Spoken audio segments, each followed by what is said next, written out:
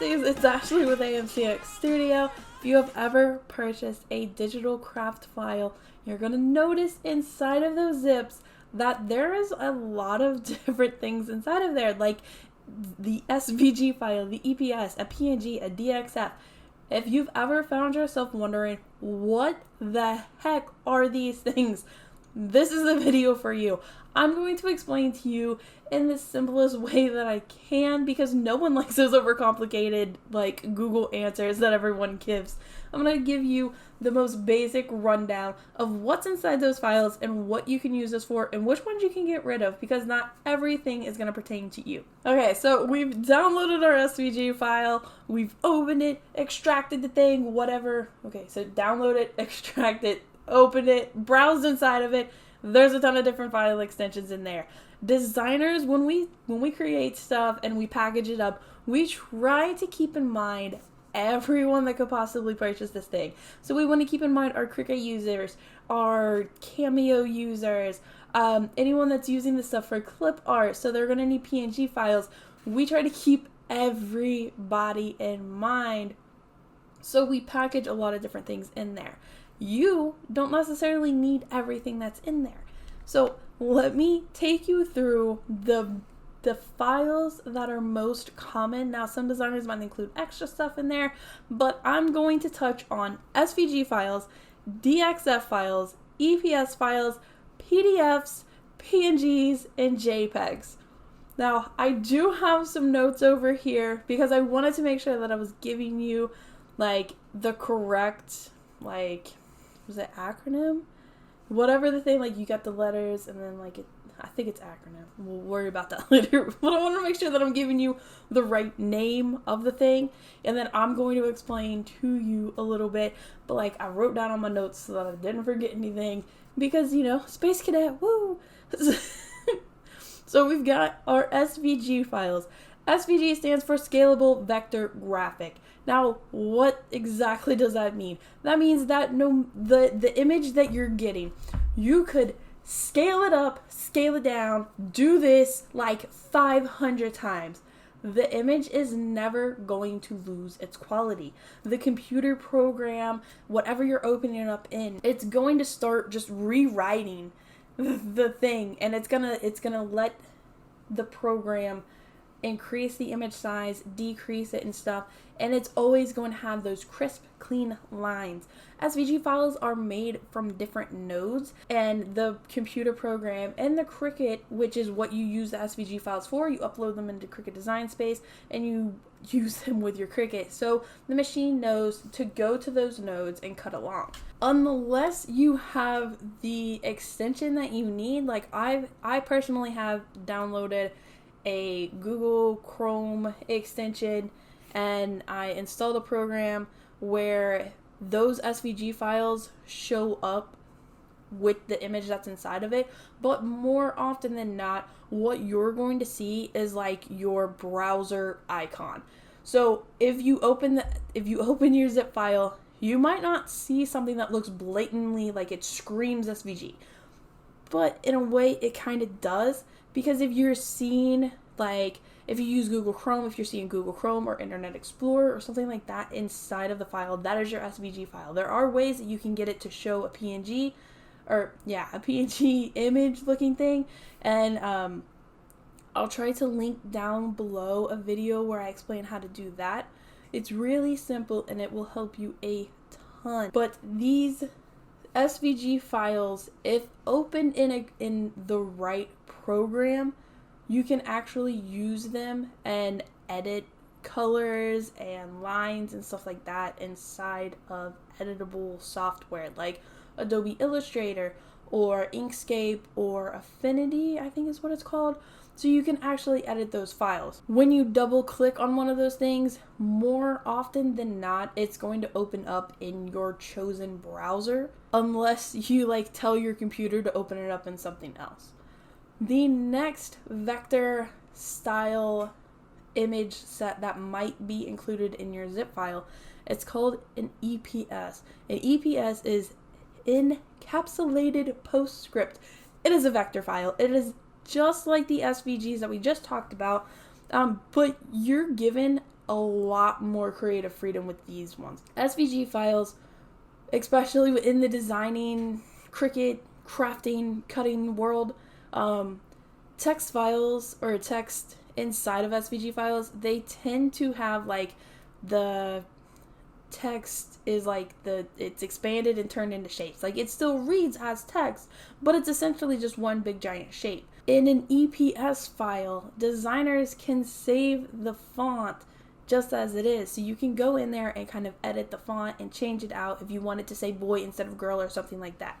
So you have a lot more creative freedom with those, with EPS files. It is like the next best thing to having the original raw file, like Adobe Illustrator file or something similar to that.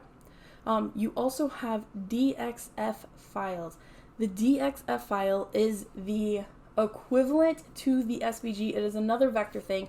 They're normally used with like 3D programs like the AutoCAD, stuff like that, but Cameo Silhouettes use them in order to cut. So it is the equivalent to the SVGs for Cricut. You've got your DXF files if you're a Cameo user. The DXF stands for Drawing Interchange Format. These things can be edited to some extent, just like the SVG files, but they're for Cameo users. So if you're a Cameo user, keep those DXF files. If you're a Cricut user, keep the SVG files. Inside of the zips, you might also see a PNG image. A PNG image is a portable network graphic. Okay, so what does that mean? It is the high quality, like no compression image. More often than not, you can have a clear background with the PNG image. So it will just be, it's like clip art. There's nothing around it. You can have transparency on those, on PNG images. They can be laid on top of other backgrounds and stuff. Now, not everyone saves.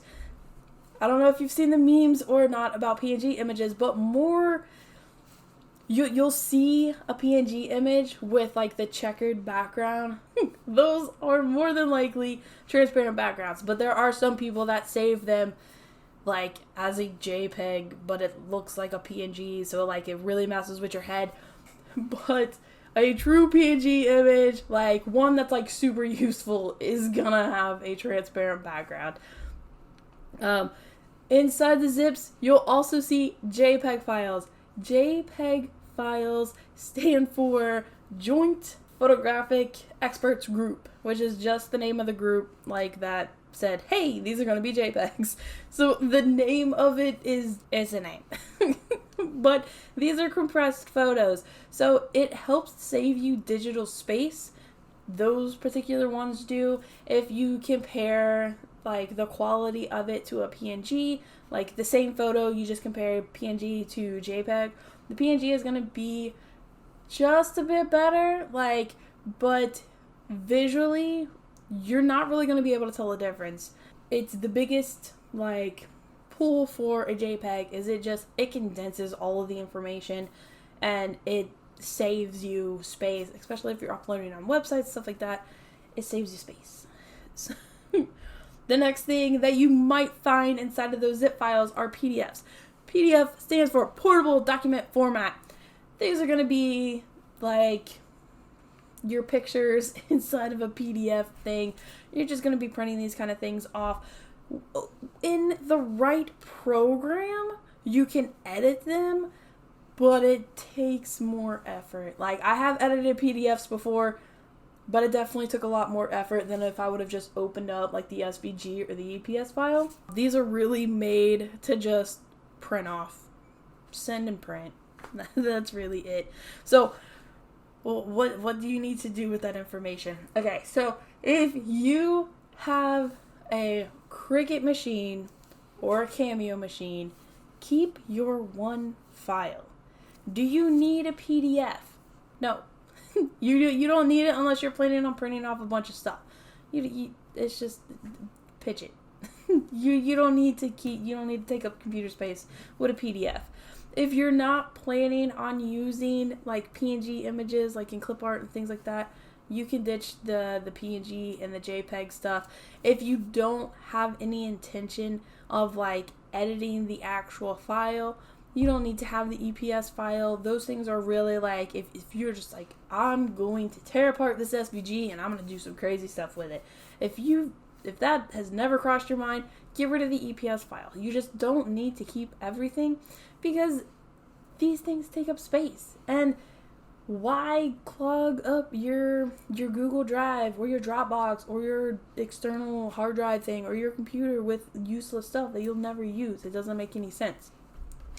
I keep the SVG file because I need it for my Cricut. And I keep the PNG images because I like to be able to use those as like kind of clip art. I use it in my mock-ups, stuff like that, because I have Photoshop. And I keep the EPS file because I like to have the original, because there's some things that you can do with the EPS file that you can't do with an SVG file. And those are the three that I keep. But you don't have to keep all of those. If you end up deleting some files and later down the road you're like, oh man, a JPEG would have been really cool to have. If you keep the SVG or the DXF file, whatever your cut machine needs, you can save out those other file extensions from those vector files. So it's not like a all is lost kind of situation if you end up needing something like that later. That's all my notes. So I've covered everything. If you guys have any questions at all, feel free to leave them in the comments below and I will do my best to answer everything that I can. If you want to hang out on like social media and stuff like that, I've got Facebook group, Facebook page, we've got Instagram, we've got Pinterest, we've got TikTok, we have YouTube here. So if you want to hang out with me here and get like notifications and stuff like that, hit the subscribe thingy, ring the little bell so you can get notified and your phone will like push you things to let you know that I've uploaded some more stuff. I'm going to try and get more consistent. I talked about it in the last video, but I got a cool editor now and he's helping me stay more consistent with everything. I have planned content here. I got a list of videos that I'm going to be making. So like we're trying to do some things over here and I hope that you do the things to hang out with me so you can continue to see some stuff, because I'm going to try to educate and have fun, and yeah, we're just going to do some cool stuff. And you should, yeah.